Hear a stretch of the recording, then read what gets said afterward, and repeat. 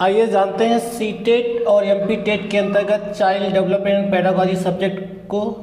आज हम लोगों का पार्ट नंबर 21 ही चल रहा है। ये रिपीटेड क्लास 3rd है। इसके पहले के 2 रिपीटेड क्लास हो चुकी हैं। पहली रिपीटेड क्लास आपको फेसबुक लाइव पे मिलेगी और दूसरी रिपीटेड क्लास कल थी और वो भी अधूरी ही रह गई, इसलिए ये तीसरी रिपीटेड क्लास है। हम लोग तैयारी किसकी कर रहे हैं? सीटेट, एमपी टेट और किसी भी टेट का अगर एग्ज़ाम देंगे आप, वहाँ से आपको चाइल्ड डेवलपमेंट पहली एंड पेडागॉजी पहली विषय के रूप में मिलेगी। ठीक है, तो वहाँ से आपको 30 प्रश्न मिलते हैं और 30 प्रश्न में हम लोग पढ़ते आ रहे हैं। जैसे हमने क्या क्या पढ़ा दिया है आपको। आज हम लोगों का जैसे ये 21वां पार्ट है, इसके पहले 20 पार्ट में आप लोगों ने क्या क्या पढ़ा है आपने विकास की अवधारणा, कॉन्सेप्ट ऑफ डेवलपमेंट पढ़ा है और बेहतर रूप से पढ़ा हुआ है आपने।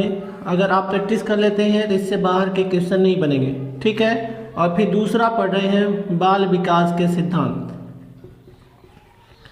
2 ही टॉपिक अभी चल रहा है हम लोगों का। विकास की अवधारणा के अंतर्गत आपने बहुत सारे पढ़ा हुआ है, जैसे विकास की परिभाषा पढ़ा, विकास का अर्थ पढ़ा, स्किनर की परिभाषा, वुडवर्थ की, ठीक है, हरलॉक की, गैसेल की। ये सभी महत्वपूर्ण परिभाषाएं हैं जो आपको आनी चाहिए। और सबसे महत्वपूर्ण इसमें क्या था? विकास के सिद्धांत। विकास के अभी तक की जानकारी में कुल 14 सिद्धांत हैं और उन सिद्धांतों से आपको 14 नंबर मिलते हैं। किसी भी टेट का एग्ज़ाम अगर आप देते हैं, वहाँ से आपको निश्चित रूप से 14 नंबर मिलेंगे। एक ही सब्जेक्ट में नहीं मिलेंगे। चाइल्ड डेवलपमेंट पेडागॉजी से जैसे 30 प्रश्न बनेंगे, सोचेंगे आप 14 नंबर यहीं से मिल जाएंगे, नहीं मिलेंगे।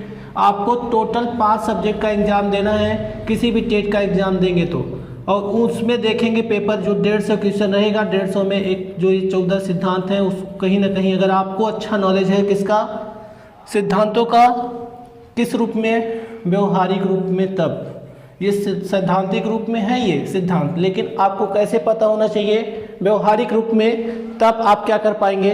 उसको बेहतर तरीके से हल कर पाएंगे, नहीं तो हल नहीं कर पाएंगे सीधा सीधा। क्यों?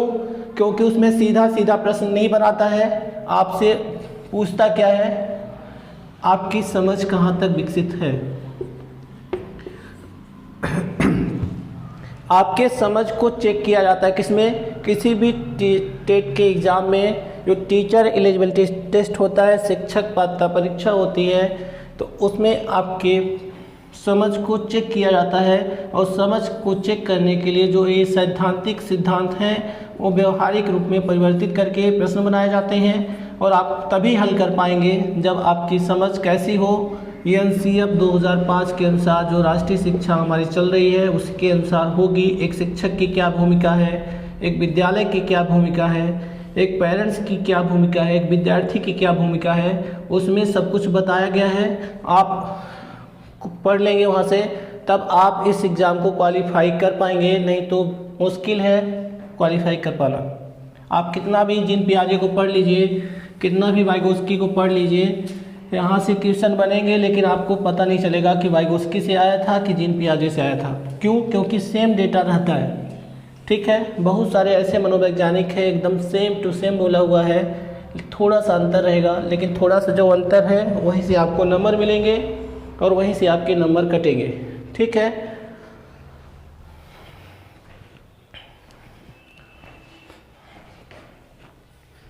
तो जीन पियाजे ने कौन सा सिद्धांत दिया हुआ है? जीन पियाजे ने मुख्य रूप से संज्ञानात्मक विकास का सिद्धांत दिया हुआ है, लेकिन 2 सिद्धांत हमने और बताया हुआ है। ठीक है, भाषा एवं विचार का सिद्धांत बताया हुआ है, नैतिक विकास का सिद्धांत बताया हुआ। किसने बताया है? जीन पियाजे ने दिया हुआ है, उसको हमने जान लिया है। आज हम लोग मुख्य रूप से संज्ञानात्मक विकास को जानेंगे। तो कल की वीडियो में आप लोगों ने केवल एक अवस्था को पढ़ा हुआ था और 3 अवस्थाएं बाकी रह गई थी, क्योंकि मोबाइल बार बार बंद हो जा रही है, इसकी वजह से मैं बीच बीच में चेक करता रहूँगा आज, लेकिन आज इनको पूरा पढ़ाऊँगा। आपको चारों अवस्थाएं पढ़ा के ही मानूंगा, चाहे जितनी बार मोबाइल बंद हो। ठीक है, तो जीन पियाजे ने कौन सा सिद्धांत दिया है? मुख्य रूप से संज्ञानात्मक विकास दिया हुआ है। संज्ञान क्या है? सीधा सीधा अगर पूछा जाए संज्ञान क्या है, तो हम किसके अंतर्गत पढ़ रहे हैं? चाइल्ड डेवलपमेंट पेडागॉजी के अंतर्गत। तो एक बच्चा जन्म से लेकर के, ठीक है, वो जिस रूप में जानकारी को क्या करता है? कलेक्ट करता है, कलेक्शन ऑफ इंफॉर्मेशन, उसे ही क्या कहेंगे, संज्ञान कहेंगे। ठीक है, एक बच्चा जैसे जिस रूप में जानकारी को कलेक्शन करता जाता है, अपनी जानकारी को बढ़ाता जाता है, उसी को आधार मान के जीन पियाजे ने क्या दे दिया है, संज्ञानात्मक विकास का सिद्धांत। इसमें बता दिया कि एक बच्चा जब जन्म से 2 वर्ष का होगा तो वो कैसे सीखेगा, अपनी संवेदी पेशी अवस्था, इसे संवेदी पेशी अवस्था उन्होंने बताया हुआ है, लेकिन बच्चा कैसे सीखेगा, अपने इंद्रियों के माध्यम से सीखेगा। जो आपकी ज्ञानेंद्रियाँ हैं, जैसे आँख हो गई, नाक हो गया, कान हो गया, ये सब क्या है, हमारी ज्ञानेंद्रियाँ हैं, और इसी से एक बच्चा क्या करेगा, सीखेगा। फिर आगे उन्होंने क्या बताया, एक बच्चा जब 2 वर्ष से 7 वर्ष की अवस्था में हो जाएगा, वो कैसे सीखेगा, वो ऐसे सीखेगा जैसे जीववाद क्या है, अन्य विचारों को न समझ पाना, ये सब विशेषताएं हैं, हम अभी डिटेल में बताएंगे। लेकिन बच्चा क्या करता है, इसके माध्यम से क्या करता है, अपनी जानकारी को आगे बढ़ाता है। इसे ही इसको आधार मान करके जीन पियाजे ने संज्ञानात्मक विकास की 4 अवस्थाएं बताई हैं। ठीक है, तो पहली अवस्था है संवेदी पेशी अवस्था, इसी को ही इंद्रियगामक अवस्था कहते हैं, इसी को ही इंद्रिय जनित अवस्था कहते हैं, इसे ही सेंसरी मोटर स्टेज कहते हैं। ठीक है, दूसरी अवस्था है आपकी पूर्व संक्रियात्मक अवस्था, इसे ही प्राक संक्रियात्मक अवस्था भी कहते हैं। आपके एग्जाम में कभी कभी क्या करता है, एक दूसरे का पर्यायवाची पूछ लेता है, आपको पूर्व पता है लेकिन प्राक नहीं पता है, तो आप एग्जाम में गलती करके आ जाएंगे। मतलब आपको पूरा डेटा पता होगा तभी यहाँ से आपको 1 नंबर मिलने वाले हैं, नहीं तो आपको नंबर नहीं मिलेगा। ठीक है, पहली अवस्था ये है। दूसरी पूर्व संक्रियात्मक अवस्था, इसे प्राक संक्रियात्मक अवस्था भी कहते हैं, इसे प्री ऑपरेशनल स्टेज इंग्लिश में कहते हैं। और 2 वर्ष से 7 वर्ष तक की एक बच्चे की जो संज्ञान का जो विकास होता है, उसकी जो जानकारी का विकास होता है, उसे जीन पियाजे ने क्या कहा है, पूर्व संक्रियात्मक अवस्था, प्री ऑपरेशनल स्टेज, प्राक संक्रियात्मक अवस्था। ठीक है, और जो तीसरी है, कौन सी है, मूर्त संक्रियात्मक अवस्था, इसे ठोस संक्रियात्मक अवस्था कहते हैं, इसे कंक्रीट ऑपरेशनल स्टेज भी कहते हैं। एक बच्चा जब 7 वर्ष से लेकर के 11 वर्ष की अवस्था में होता है, वो जिस प्रकार से कलेक्शन करता है किसका, इन्फॉर्मेशन का, और उसे ही आधार मान करके क्या बताएं जीन पियाजे ने कि इसे हम मूर्त संक्रियात्मक अवस्था कहेंगे। क्योंकि बच्चा क्या कर रहा है, यहाँ पे वर्गीकरण करना सीख गया, यहाँ पे तार्किक विचारों में प्रारंभ करना सीख गया, गणितीय संक्रिया करना सीख गया, विलोमिता पा गई, इसलिए बच्चे को क्या कहेंगे हम, वो मूर्त क्रियाओं में भाग लेने लगा है और मूर्त क्रियाओं से वो सीख रहा है। इसलिए बच्चे के संज्ञान का जो विकास होता है कैसे होता है, केवल मूर्त रूप में होता है। ठीक है, इसलिए इसको आधार मान करके जीन पियाजे ने क्या दे दिया, मूर्त संक्रियात्मक अवस्था का इसमें विभाजन कर दिया। फिर अगली अवस्था उन्होंने बताई है अमूर्त संक्रियात्मक अवस्था, औपचारिक संक्रियात्मक अवस्था, इसे ही हम फॉर्मल ऑपरेशनल स्टेज कहते हैं। जब बच्चा 11 वर्ष से लेकर के 15 वर्ष का हो जाता है तो उसके अंदर अमूर्त चिंतन प्रारंभ हो जाता है, परिकलात्मक चिंतन प्रारंभ हो जाता है, अपसारी चिंतन प्रारंभ हो जाता है, तार्किक चिंतन में क्या हो जाती है, परिपक्वता आ जाती है। ठीक है, आपके एग्जाम में कैसे क्वेश्चन बनेंगे, आपके एग्जाम में यहीं से क्वेश्चन बनेंगे, आपकी जो विशेषताएं हैं। ठीक है,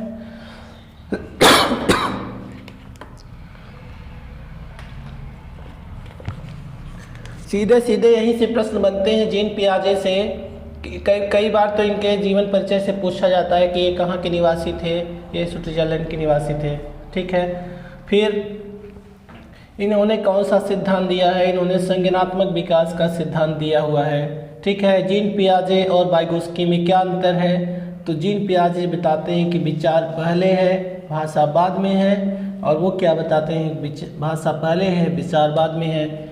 इन जीन पियाजे की पुस्तक अलग है, उनकी पुस्तक अलग है। कौन कौन सी है, लैंग्वेज एंड थॉट किसकी पुस्तक है,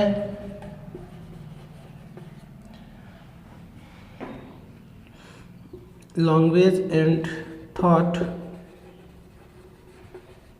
ये आपकी वाइगोस्की की,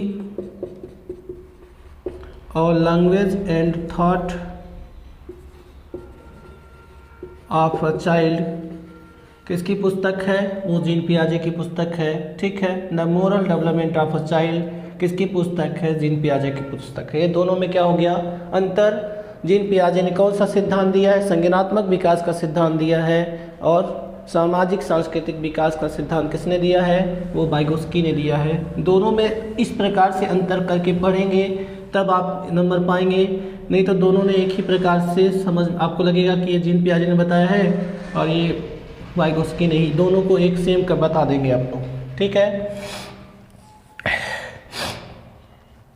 तो संज्ञानात्मक विकास का सिद्धांत आपको समझ में आया होगा। सीधा सीधा ये है कि जीन पियाजे एक क्या है, एक जीन पियाजे एक मनोवैज्ञानिक है। ठीक है,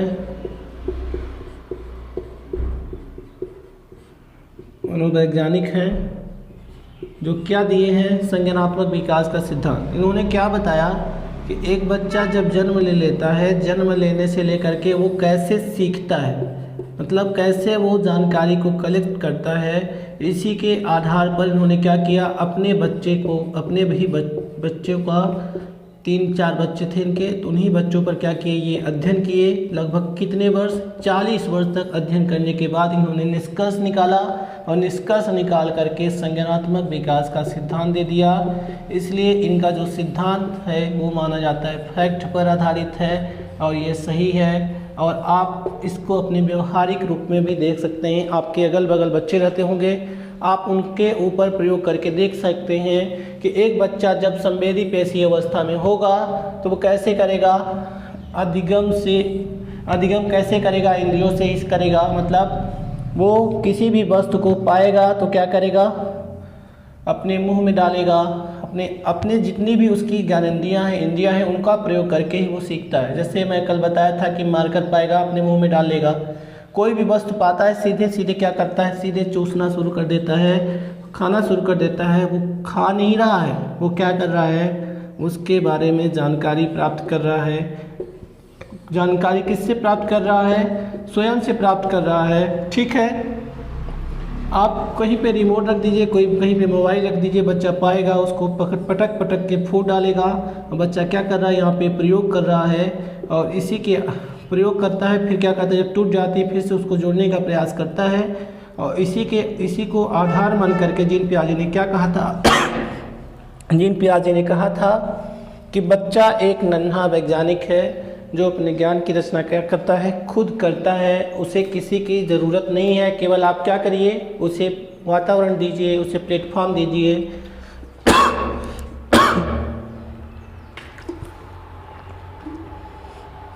देखेंगे बच्चा खुद भी सीख जाएगा।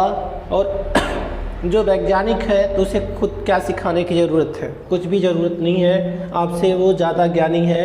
केवल अगर आप अपना ज्ञान उसे ना दें तब होता क्या है, हमेशा बच्चे को दोषी माना जाता है, तुम ये करो, तुम ये ना करो, तुम ये करो, तुम ये ना करो। इसी से बच्चा क्या करता है, वो अंतर नहीं कर पाता कि मुझे क्या करना चाहिए, क्या नहीं करना चाहिए। ठीक है,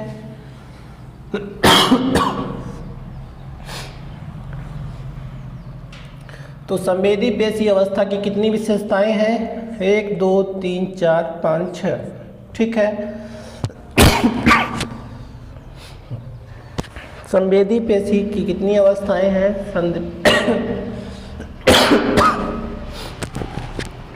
संवेदी पेशी अवस्था की कितनी विशेषताएं हैं, 6 विशेषताएं हैं। पहली विशेषता है कि अधिगम इंद्रियों से, मतलब बच्चा कैसे सीखता है, अपने इंद्रियों का प्रयोग करके वो सीखता है। दूसरा, मूल प्रवृत्त्यात्मक व्यवहार, इसे किसने दिया है, इसे दिया है मैकडूगल ने दिया है, एक मनोवैज्ञानिक है, उनका ये सिद्धांत है। उन्होंने ये बताया कि हंसना हो गया, रोना हो गया, ये जैसे बच्चा क्या करता है, अपनी मम्मी का दूध पीता है, क्या उसे सिखाया जाता है, नहीं सिखाया जाता है, बच्चा अपने से ही सीखा हुआ रहता है। तो क्या पाया जाता है, बच्चे में मूल प्रवृत्त्यात्मक व्यवहार पहले से ही पाया जाता है। वो जन्म लेता है तो इसके साथ ही लेता है, मतलब रोने की प्रक्रिया अपने से सीखा, हंसने की प्रक्रिया अपने से सीखा, अपने माँ का दूध पीना अपने से सीखा। इसी को क्या कहेंगे, मूल प्रवृत्त्यात्मक व्यवहार, जिसे किसने दिया है, मैकडूगल ने दिया हुआ है। ठीक है, तो जब बच्चा अपने से ही सब कर रहा है तो हम क्या करते हैं, बाद में उसे डिस्टर्ब करते हैं और वो गलत विपरीत दिशा में हम ले जाने का प्रयास करते हैं। परावर्ती क्रिया, मतलब बच्चा जैसे हम ये मार कर रखे हैं और इसे क्या करेंगे, इसे अलग कर देंगे, सब कुछ अलग कर देंगे, तो बच्चा क्या करेगा, इसको समझ नहीं पाएगा कि कहाँ से किसको अलग कर दिया गया, किस में, जब इस अवस्था में रहेगा, जन्म से लेकर 2 वर्ष में।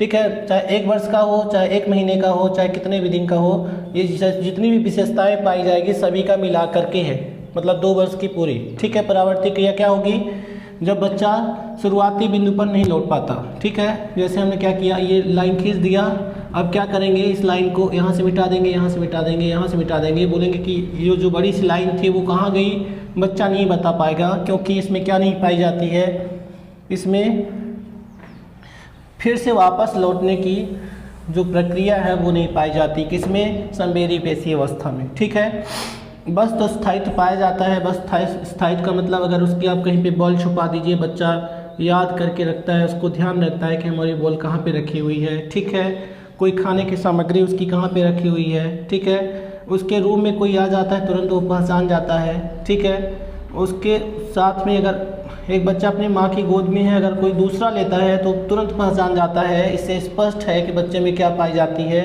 वस्तु स्थायित्व की विशेषता पाई जाती है। और किस अवस्था में पाई जाती है, सेंसरी मोटर स्टेज में पाई जाती है, जिसे जीन पियाजे ने पहली अवस्था बताई है।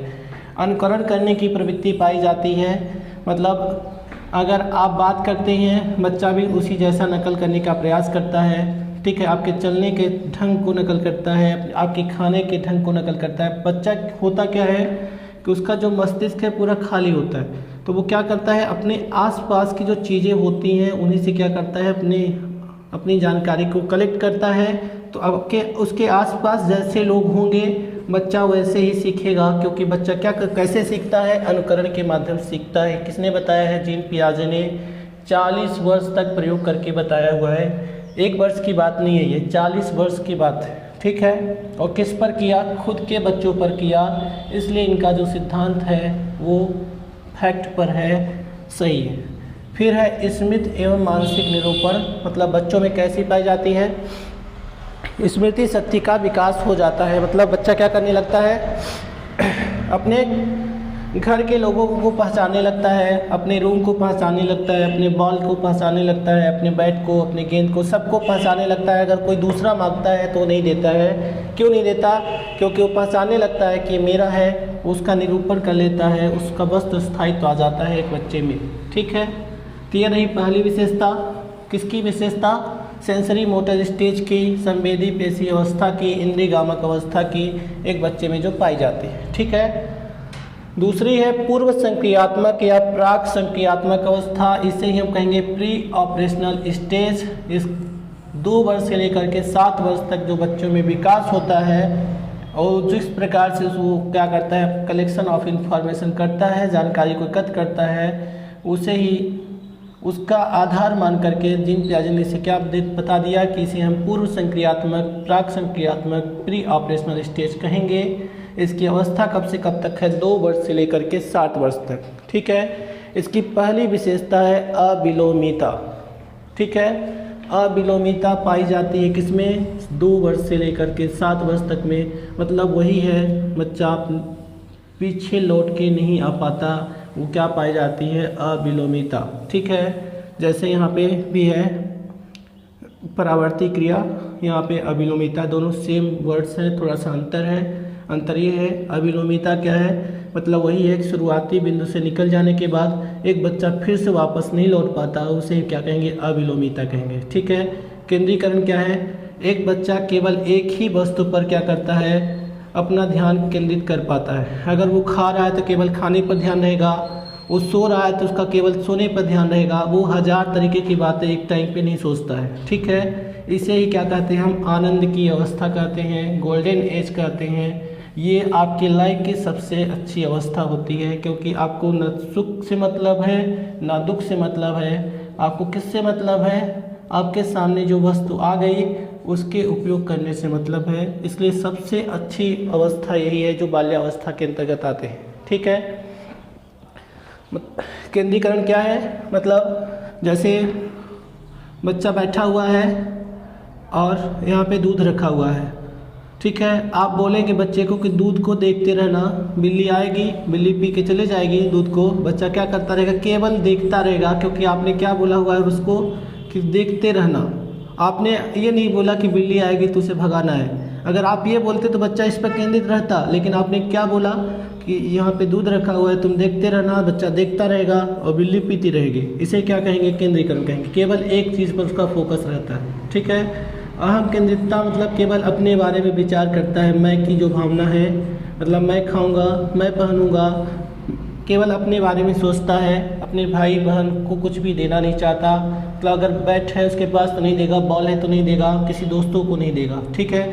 संरक्षण का अभाव इसी अवस्था में पाया जाता है, ठीक है। मतलब किसी वस्तु को वो संरक्षित नहीं कर पाता है, ठीक है।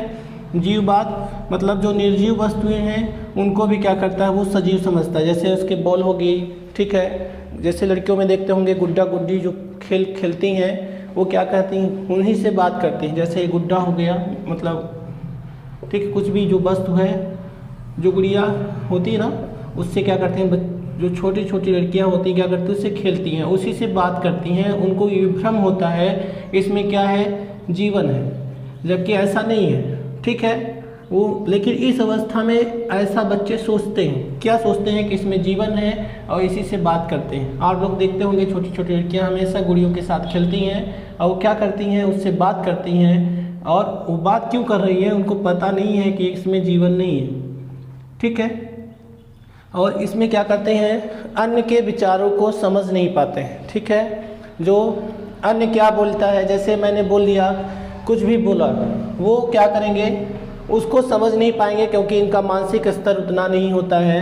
जैसे बस बच्चा कुछ खा रहा है, आप मजाक में बोल दें कि मुझे दे दो, बच्चा तुरंत गुस्सा हो जाएगा, रोने लगेगा।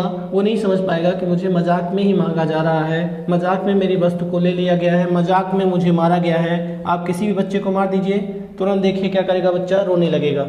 वो नहीं समझ पाता कि मेरे से मजाक किया गया, ठीक है। ये थी कौन सी, पूर्व संक्रियात्मक अवस्था। अगली है मूर्त संक्रियात्मक अवस्था, ठोस संक्रियात्मक अवस्था या कंक्रीट ऑपरेशनल स्टेज। इसे 3 रूपों में जानते हैं। जो किसने बताया है, हम केवल पढ़ा रहे हैं, ये बता के चले गए हैं जीन पियाजे। और एक बच्चे को अगर ऐसे सिखाएंगे, ऐसे जानेंगे, तब आप कर पाएंगे क्या, पढ़ा पाएंगे, तब आप एक शिक्षक बन पाएंगे, तब आप MPTET CTET एग्ज़ाम को क्वालिफाई कर पाएंगे। नहीं तो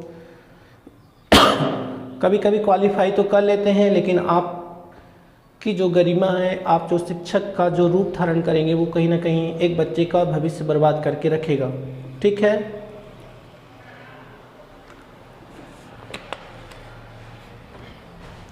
तो मूर्त संक्रियात्मक की पहली विशेषता क्या है, संरक्षण पाया जाता है इसमें। मतलब जो भी वस्तु का स्थायित्व है, वस्तु है, वो बच्चे उसको सुरक्षित रखना प्रारंभ कर देता है। इसमें श्रृंखला पाई जाती है, मतलब जैसे ये लाइन हमने बता दिया था, ये बच्चा इसमें क्रम से लगा देगा, ठीक है। जैसे कुछ भी आप दे दीजिए कि 1 से लेकर के 10 तक को क्या करो, बहुत प्रकार से टूल्स है, अब दे दीजिए कि इसको कलेक्शन करो, सही क्रम में लगाओ, तो बच्चा 1 2 3 4 5 लगा देगा 10 तक, ठीक है। इसमें क्या पाई जाएगी, श्रृंखला पाई जाती है। किस अवस्था में, मूर्त संक्रियात्मक अवस्था में। क्रम में परिपक्वता यही है, बच्चा क्रम से सीख जाएगा। विलोमिता मतलब जो पहले अविलोमिता थी, यहाँ पे विलोमिता हो गई, ठीक है। बच्चा शुरुआती बिंदु से निकल जाता है तो फिर से वापस भी आ जाता है, ठीक है। अगर आप यहाँ पे 10 मिटा देंगे, पूछेंगे क्या यहाँ पे क्या होगा, तो आगे क्या होगा, तो बच्चा 10 बता देगा, आसानी से बता देगा, क्योंकि वो किस में पहुँच गया है, मूर्त संक्रियात्मक अवस्था में पहुँच गया है, ठीक है। मतलब जैसे अगर आपने क्या लिख दिया, 1 2 3 4 5, यहाँ पे 5 मिटा दीजिए, पूछे क्या लिखेंगे आगे, तो बच्चा बता देगा 5। यहाँ पे क्या होना चाहिए, बच्चा बता देगा 3, क्योंकि बच्चे में क्या आ गई है, विलोमिता। गणितीय संक्रिया, गणितीय संक्रिया क्या है, प्लस माइनस, ठीक है, गुणा भाग, ये सब मल्टीप्लाई है, डिवीजन है, ये सब क्या है। गणितीय संक्रिया में बच्चा क्या हो जाता है, परिपक्व हो जाता है, वो जोड़ना सीख जाता है, घटाना सीख जाता है, फिर भाग करना सीख जाता है, गुणा करना सीख जाता है। तार्किक विचारों का प्रारंभ हो जाता है, ठीक है। एक बच्चा क्या करने लगता है, तर्क करना प्रारंभ कर देता है। जैसे 10 रुपये लेके जाएगा दुकान पर और 5 की टॉफ़ी लिया, अब वो दुकानदार से अपने से मांगेगा मुझे 5 रुपये वापस दो, क्योंकि मेरे पास मैंने 10 की नोट दिया हुआ है। इसे ही क्या कहते हैं हम, इससे ही हम कहते हैं तार्किक विचारों का प्रारंभ होना। देखिए दोनों में यहीं से हमेशा एक प्रश्न बनाता है। एक बच्चे में तार्किक विचार कब प्रारंभ होते हैं, तो मूर्त संक्रियात्मक अवस्था इसका सही आंसर है। एक बच्चे में तार्किक चिंतन में परिपक्वता कब आ जाती है, वो आ जाती है अमूर्त संक्रियात्मक अवस्था में। 1000 बार प्रश्न मैंने देखा हुआ है किसी भी टेट के एग्जाम में, यहीं से बनाया है। केवल तार्किक विचार दोनों में थोड़ा सा अंतर है। परिपक्वता को ध्यान में रखेंगे तो आप जाएंगे अमूर्त में। अगर प्रारंभ की मतलब आपसे छोटी बात पूछी जा रही, हल्की बात पूछी जा रही है प्रारंभ की, तो आप जाएंगे मूर्त में। हमेशा यहाँ से प्रश्न बनाता है, ठीक है। फिर कार्य कारण से भी कई प्रश्न बनाता है। कार्य कारण का एक उदाहरण ये है कि एक लड़की छत पे जाती है, वो देखती है कि उसका कपड़ा सूख गया है, और कपड़ा किस वजह से सूखा है, धूप की वजह से सूखा हुआ है। तो एक बच्चे के अंदर किस प्रकार की मतलब ज्ञान का विकास हुआ है, वो है कार्य एवं कारण। बच्चा जब समझ गया कि कार्य क्या था उसका, कपड़े का सूखना, कारण क्या है, धूप का लगना, सूर्य का प्रकाश का निकलना, इसे ही क्या कहेंगे, कार्य एवं कारण। बच्चा यहाँ से सीखना प्रारंभ कर देता है, ठीक है। इसे हम क्या कहेंगे, कार्य एवं कारण का विकास होना। फिर है अगला वर्गीकरण। बच्चा अलग अलग यहाँ पे क्या कर होता है, अंतर कर पाता है। मतलब सजीव क्या है, निर्जीव क्या है, वो बता देगा, ठीक है। जैसे हम बता दें चेयर क्या है, तो बच्चा बता देगा निर्जीव है, ठीक है। अब पूछें गाय क्या है, बता देगा सजीव है। क्यों, क्योंकि बच्चे में आ गए क्या, वर्गीकरण की योग्यता, वर्गीकरण की विशेषता। विकेंद्रीकरण मतलब यहाँ पे जैसे केंद्रीकरण था, यहाँ पे क्या गया है, विकेंद्रीकरण। बच्चा थोड़ा सा बड़ा हो गया है, वो यहाँ पे जैसे दूध रखा हुआ था, बिल्ली पी के चली गई, बच्चा कुछ नहीं किया था, क्योंकि उसका दिमाग केवल एक जगह पे फोकस था। लेकिन यहाँ पे क्या करेगा, बच्चा देखेगा तो उसको मार के भगा देगा, क्योंकि बच्चे का ध्यान, ये उसको पता हो गया कि अगर बिल्ली दूध पी के चली जाएगी तो फिर मैं क्या रहूँगा, भूखा, पूरा दिन मुझे भूखा रहना पड़ेगा। इसलिए बच्चा क्या करेगा, उसका ध्यान उसके आगे चला जाएगा, ठीक है, जो पहले सीमित था। अगली विशेषता है, अगली अवस्था आपकी अमूर्त संक्रियात्मक अवस्था, औपचारिक संक्रियात्मक अवस्था, फॉर्मल ऑपरेशनल स्टेज। इसकी जो अवस्था है, एज है, वो 11 वर्ष लेकर 15 वर्ष तक। किसने बताया है, जीन पियाजे ने बताया हुआ है। मतलब एक बच्चे का जो विकास है 11 से लेकर 15 वर्ष तक, और उसके आगे तो होता ही है, जानते हैं, लेकिन प्रमुख रूप से इन्होंने इतना बताया हुआ है। इन्होंने ये बताया है प्रमुख रूप से जो ध्यान देने योग्य बातें हैं किसमें, जीन पियाजे में। इनका कहना ये है कि हमारी जो अवस्थाएं हैं, ठीक है, ये जो हमारी अवस्थाएं हैं, इसको मैं ग्राफ के द्वारा बताने का प्रयास करता हूँ, आपको समझ में आएगा, ऐसे में नहीं आएगा, ठीक है। जैसे ये ग्राफ के माध्यम से मैं बता रहा हूँ।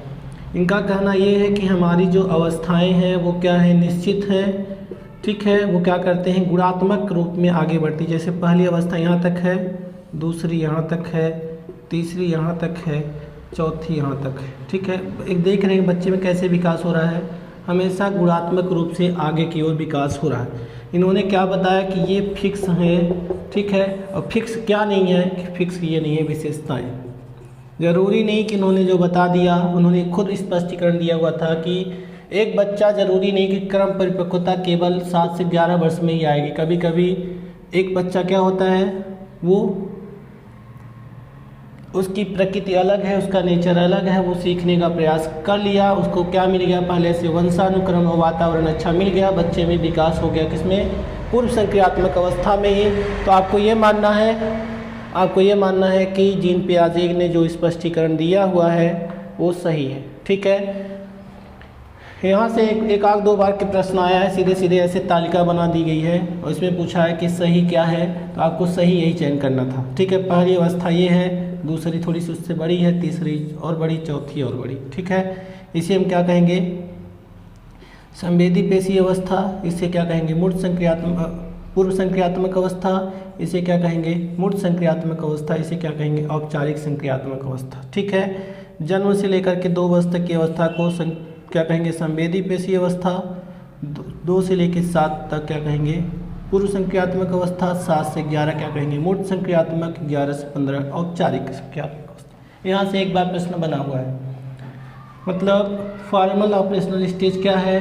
एक बच्चा जब 11 वर्ष से 15 वर्ष तक में कलेक्शन करता है क्या इन्फॉर्मेशन का, वो कैसे करता है, उसी पर अध्ययन किसने किया? जीन पियाजे ने।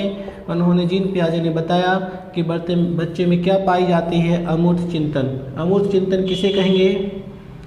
अमूर्त चिंतन वह चिंतन है, एक बच्चा जैसे मान लीजिए हम पढ़ा रहे हैं क्या लाल किला के बारे में, अब हम कहाँ हैं? अभी हम पूर्व संक्रियात्मक अवस्था में।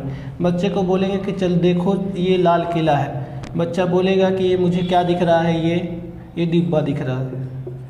ठीक है, क्योंकि बच्चे में नहीं क्या पाई गई है, केवल बच्चे में क्या नहीं पाई गई है? अमूर्त मतलब अमूर्त चिंतन नहीं पाया गया। लेकिन यहाँ पे अगर बच्चा पहुँच जाता है, आप वहाँ पे उदाहरण देंगे कि देखो ये लाल किला है, बच्चा मान जाएगा, आपसे प्रश्न नहीं करेगा।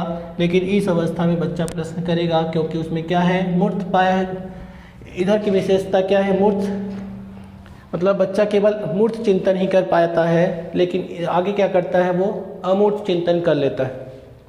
ठीक है, वो समझ लेता है कि चलिए ये हो गया, उदाहरण के लिए मैं मान लेता हूँ।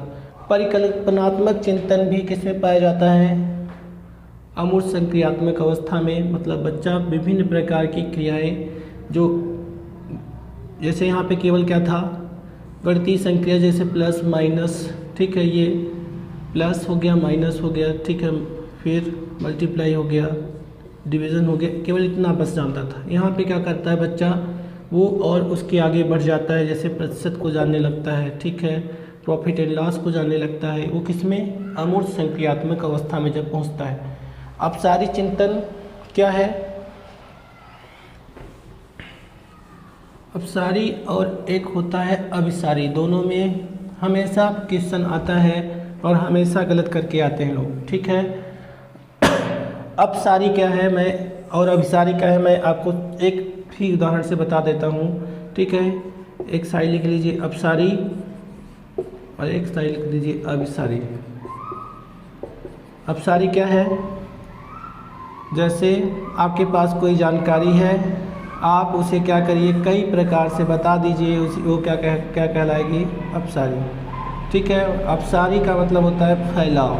ठीक है, जैसे हम बोल दें कोई दो संख्याएं बताइए जिसका योग क्या हो 8, तो आप क्या बताएंगे? 6 + 2 = 8, 5 + 3 = 8। ठीक है, 4 + 4 = 8। ठीक है, फिर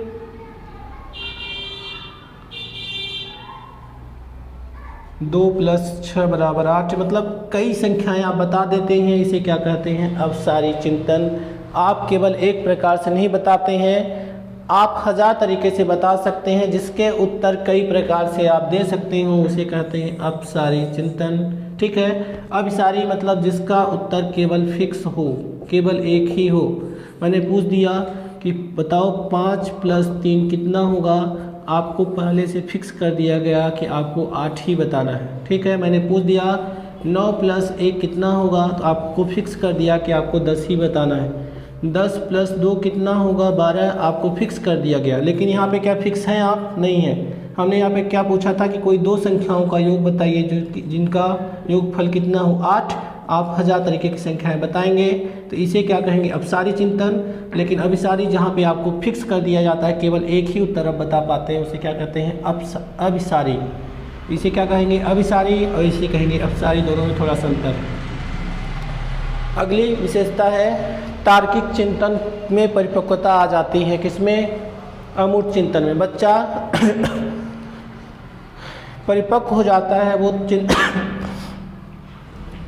तार्किक चिंतन उसमें क्या हो जाता है? तार्किक चिंतन में परिपक्वता आ जाती है एक बच्चे के अंदर। मतलब ये है सीधा सीधा, एक बच्चा तर्क करने की क्षमता का उसके अंदर विकास हो जाता है। ठीक है, उसे क्या करना चाहिए, क्या नहीं करना चाहिए, इन दोनों में क्या करने लगता है? अंतर। और इसे क्या कहते हैं हम? तर्क कहेंगे। ठीक है, तर्क किसे कहेंगे? तर्क में अगर थोड़ी सी परिभाषा, तर्क के कई उदाहरण हो सकते हैं, लेकिन मैं केवल एक प्रकार समझाने का प्रयास कर रहा हूँ। ठीक है, जैसे आपको विद्यालय जाना चाहिए या नहीं जाना चाहिए, आप बच्चे से प्रश्न करेंगे, बच्चा किस अवस्था में हो, 11 से 15 वर्ष तक में। अगर एक बच्चे को क्या मिल गया है, एक बच्चे को मिल गया है पहले से क्या, अच्छा वंशानुक्रम, अच्छा वातावरण। मैं इसको सिद्ध करता हूँ, आपको बताता हूँ कैसे तार्किक चिंतन में परिपक्वता आ जाती है बच्चों में। देखिए, बच्चे के विकास के लिए सबसे महत्वपूर्ण क्या है, उसके लिए महत्वपूर्ण है 2 चीज़ें, जो किसने बताया है, वुडवर्थ ने। मैं अपने अनुसार कुछ भी नहीं बताता हूँ, ठीक है। वुडवर्थ ने क्या बताया कि वंशानुक्रम एवं वातावरण का गुणनफल ही क्या है, हमारा विकास है, ठीक है। मतलब विकास बराबर अगर देखा जाए तो क्या होगा, वंशानुक्रम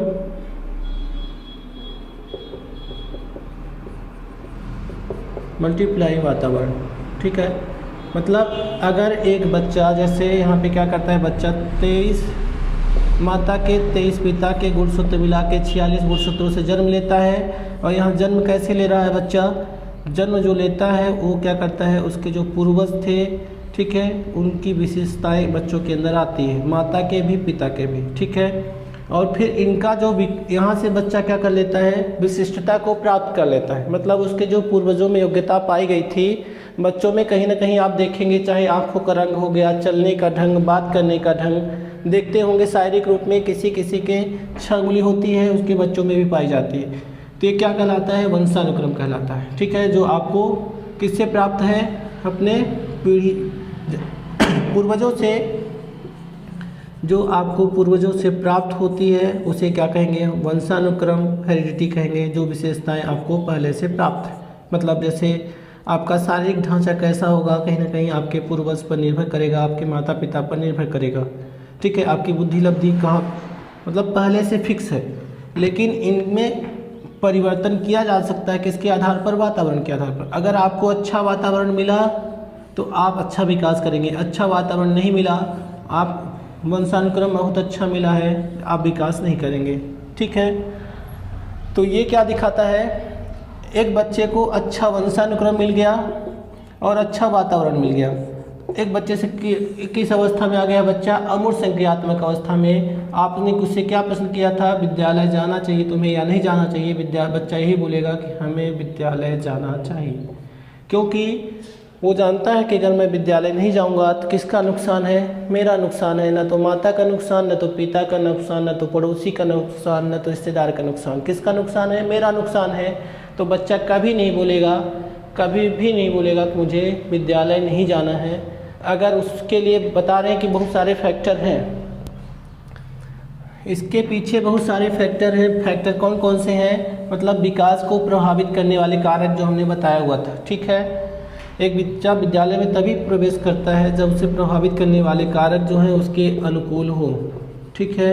मतलब अगर उसके शिक्षक अच्छे होंगे, उसके विद्यालय की स्थिति अच्छी होगी, ठीक है, उसके साथी अच्छे होंगे, उसे उसकी दैहिक आवश्यकताओं की पूर्ति जब होगी तभी विद्यालय तक पहुंचेगा बच्चा, ठीक है।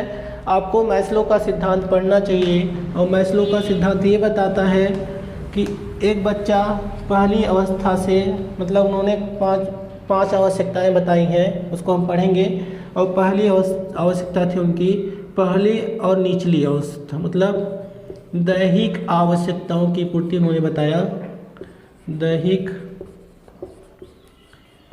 आवश्यकताओं की पूर्ति मतलब एक बच्चा तब तक विद्यालय नहीं पहुंचेगा, तब तक दूसरे के बारे में नहीं सोचेगा जब तक उसे क्या नहीं प्राप्त होगा, रोटी, कपड़ा और मकान। अगर एक बच्चे को 3 चीज़ें प्राप्त हो गई हैं तभी वो क्या करता है, दूसरी अवस्था में आता है, नहीं तो बच्चा यहीं पे जन्म लेगा, यहीं पे मर जाएगा। जैसे आप देखते होंगे मजदूर क्या करते हैं, होटल में बच्चे छोटे छोटे क्यों काम करते हैं, केवल अपने दैहिक आवश्यकताओं की पूर्ति के लिए कार्य करते हैं। इसका सीधा दोषी कौन है, उसके पेरेंट्स हैं, शिक्षक का इसमें कोई दोष नहीं है, ठीक है। शिक्षक कितने बच्चों को खिला पाएगा, नहीं खिला पाएगा, ठीक है। तो अगर आप एक पेरेंट्स हैं तो आपकी ये जिम्मेदारी बनती है कि हम क्या करें, एक बच्चे को उसकी जो पहली आवश्यकता क्या है, उसके दैहिक आवश्यकताओं की पूर्ति। अगर उसको रहने के लिए घर अच्छा है, उसको कपड़े पहनने के लिए अच्छे हैं, खाने के लिए भी अच्छी व्यवस्था है, तो बच्चा क्या करेगा, वो दूसरी स्टेज में आएगा, नहीं तो यहीं पे जन्म लेगा, यहीं पे मर जाएगा। जैसे आप देखते होंगे जो मजदूर वर्ग के लोग होते हैं उनका क्या होता है, 5 प्रकार की हैं आवश्यकताएं, ठीक है। पहली दैहिक आवश्यकता की पूर्ति है, और यहीं से अगर पूर्ति नहीं होती बच्चा यहीं पे मर जाता है, दूसरी आवश्यकता में आता ही नहीं। विद्यालय के बारे में कभी सोचेगा नहीं सोचेगा, क्योंकि पहले उसे क्या चाहिए, खाने के लिए चाहिए, सोने के लिए चाहिए, घर कपड़ा पहनने के लिए चाहिए, और इसकी व्यवस्था नहीं है तो बच्चा क्या करता है, इसकी पूर्ति के लिए क्या करता है, वो काम करता है, और सुबह काम करेगा रात को खाएगा, सुबह काम करेगा रात को खाएगा, और ये प्रक्रिया चलती रहेगी, अंत में वो मर जाएगा, ठीक है। वो दूसरे के बारे में, दूसरी आवश्यकता जैसे है सम्मान की आवश्यकता, इसके बारे में सोचेगा नहीं। स्नेह की आवश्यकता के बारे में सोचेगा नहीं। क्यों नहीं सोचेगा, क्योंकि उसकी पहली आवश्यकता में ही वो जन्म लिया और उसकी पूर्ति नहीं हो पा रही, इसलिए बच्चा उसके बारे में नहीं सोच रहा, ठीक है। तो ये था हमारा जीन पियाजे का संज्ञानात्मक विकास का सिद्धांत। यहाँ से आपको सीधे सीधे प्रश्न नहीं मिलेंगे, कभी कभार पूछ लेता है जीन पियाजे के जीवन से संबंधित, लेकिन आपको अगर विशेषताएं अच्छी से समझ में आएंगी तभी आप अच्छा नंबर पाएंगे, और एक ही नंबर पाएंगे, ये भी ध्यान रखिए। अगर जो ये संवेदी पेशी अवस्था की कितनी विशेषता है, 6। पूर्व संक्रियात्मक अवस्था की कितनी विशेषता, 6। पूर्ण संक्रियात्मक अवस्था की कितनी विशेषताएं हैं, 9। और अमूर्त संक्रियात्मक अवस्था की कितनी विशेषताएं हैं, वो 4। अगर आपको कहीं पे समझ नहीं आता आप पूछ सकते हैं कमेंट बॉक्स में, वहाँ पे लिख देंगे, मैं बात दूसरे दिन बता दूंगा। देखता हूँ सभी का, देखता हूँ, ठीक है। तो ये हम लोगों की रिपीटेड क्लास 3rd थी, जो किसके ऊपर थी, जीन पियाजे के संज्ञानात्मक विकास के ऊपर थी। अभी भी हम लोग कितना पढ़ेंगे जीन पियाजे को, अभी 2 से 3 दिन और पढ़ेंगे, तब जाके आप जीन पियाजे को अच्छे से पढ़ पाएंगे और अच्छा नंबर प्राप्त कर पाएंगे, ठीक है। तो बीच बीच में जैसे 1-2 क्लास उसमें आपका डिस्टर्ब हुआ है, डिस्टर्ब हमारी वजह से नहीं हुआ है। जो देखिए ऑनलाइन क्लास के लिए बहुत सारे प्रभावित करने वाले कारक होते हैं, ठीक है। ऑनलाइन क्लास जो है, ऑफलाइन क्लास में तो बच्चे बैठे हैं और मैं बोर्ड के सामने हूँ, पढ़ा लूँगा, कोई दिक्कत नहीं है। लेकिन ऑनलाइन क्लास के लिए मैं इसके बारे में थोड़ी सी बता दूँ आपको। ऑनलाइन क्लास के लिए टीचर चाहे तब भी नहीं पढ़ा सकता। क्यों नहीं पढ़ा सकता, मैं बता रहा हूँ। अगर नेटवर्क अच्छा नहीं चला, शिक्षक कैसे पढ़ाएगा, नहीं पढ़ा पाएगा, ठीक है। अगर जो डिवाइस है वो काम नहीं कर रही, वर्क नहीं कर रही है, जो स्पीकर है, जो माइक है वो वर्क नहीं किया, टीचर पढ़ाता रहा, आपको वॉइस सुनाई नहीं देगी, ठीक है। जो वीडियो कैमरा है उसकी क्वालिटी अच्छी नहीं है, टीचर कितना भी अच्छा लिखेगा आपको समझ में नहीं आएगा, टीचर किसमें कोई दोष नहीं, क्योंकि क्या है, ये क्या है, टूल्स हैं, और ये किसके लिए ज़रूरी हैं, ऑनलाइन क्लासेस के लिए ज़रूरी हैं। और ये सभी क्या है, प्रभावित करने वाले कारक हैं। अगर अच्छा मिलेगा टूल्स तो क्या करें, आप अच्छा पढ़ेंगे। टूल्स अच्छा नहीं मिलेगा, मतलब जैसे नेटवर्क की मैंने बात की थी, ऑनलाइन क्लास चल रही है, नेटवर्क वीक हो गया, टीचर के क्या दोष इसमें, कुछ दोष नहीं। टीचर तो बोर्ड के सामने खड़ा हुआ है और पढ़ा रहा है। जैसे मैं क्या कर रहा हूँ, आपको पढ़ाने का प्रयास कर रहा हूँ, लेकिन मोबाइल बार बार बंद हो जाती है, और जब बंद हो जाती है तो मैं कैसे पढ़ाऊँ, ठीक है। मैं तो चालू करके पढ़ाता हूँ, फिर भी पढ़ाता हूँ, और लास्ट तक पढ़ाता रहूँगा, ऐसे ही पढ़ाता रहूँगा, ठीक है। तो ये संज्ञानात्मक विकास का सिद्धांत था किसका, जीन पियाजे का। आज के लिए इतना ही। अगर आपको कहीं भी समझ में नहीं आएगा, ठीक है, अभी हम जीन पियाजे के 2 पार्ट और लेंगे, जहाँ से आपको बेहतर तरीके से जीन पियाजे समझ में आ जाएंगे। और जीन पियाजे अगर समझ में आ गए, आप किसी भी टेट का एग्ज़ाम देंगे, वहाँ से आपको इतना बड़ा नाम है कि 5 सब्जेक्ट का एग्ज़ाम देंगे आप, तो 5 सब्जेक्ट के एग्ज़ाम में 5 नंबर आपके पक्के हो जाते हैं, अगर आप जीन पियाजे को अच्छे से पढ़ लिए तब। 1 नंबर की मैं बात नहीं कर रहा हूँ, 5 number, 5 subject 5 number. Child development में 1 नंबर, मैथ में 1 नंबर, EVS में 1 नंबर, संस्कृत में 1 नंबर, हिंदी में 1 नंबर। इतना बड़ा नाम है, इनसे 5 नंबर अकेले मिलते हैं, यानी 150 नंबर का पेपर आएगा, और 5 नंबर आप पहले से फिक्स कर लेंगे, क्योंकि 5 नंबर यहीं से बनाता है, जीन पियाजे से ही बनाता है। और क्या पूछेगा आपसे, मैं आपको बता रहा हूँ कि मैं कितनी क्लासेस ले चुका हूँ जीन पियाजे के ऊपर।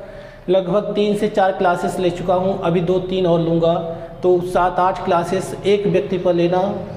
मैं यानी पूरा आपको डिटेल दे दूँगा। इसके बाद प्रैक्टिस दूँगा, तो कहाँ से प्रश्न बनाएगा, यहीं से प्रश्न बनाएगा, और यहाँ से भी नहीं बना पाएगा क्योंकि वो 4 अवस्थाएं बस बताएंगे। और ये जो आज की विशेषता हमने बताई हुई है, यहीं से बार बार प्रश्न बनता है। आपको परेशान नहीं होना है, केवल क्या करना है, इसको जो विशेषताएं हैं इसे व्यवहारिक रूप में जोड़ लेना है, और व्यवहारिक रूप में अगर आप जोड़ लेंगे आप सही करके आएंगे, नहीं तो आप गलत करके आएंगे। हमेशा यहाँ से प्रश्न बनाता है तार्किक विचारों का प्रारंभ होना और तार्किक चिंतन का परिपक्वता, दोनों से 1000 बार प्रश्न बना चुका है। आप इसका ध्यान रखेंगे, ठीक है। आज के लिए इतना है।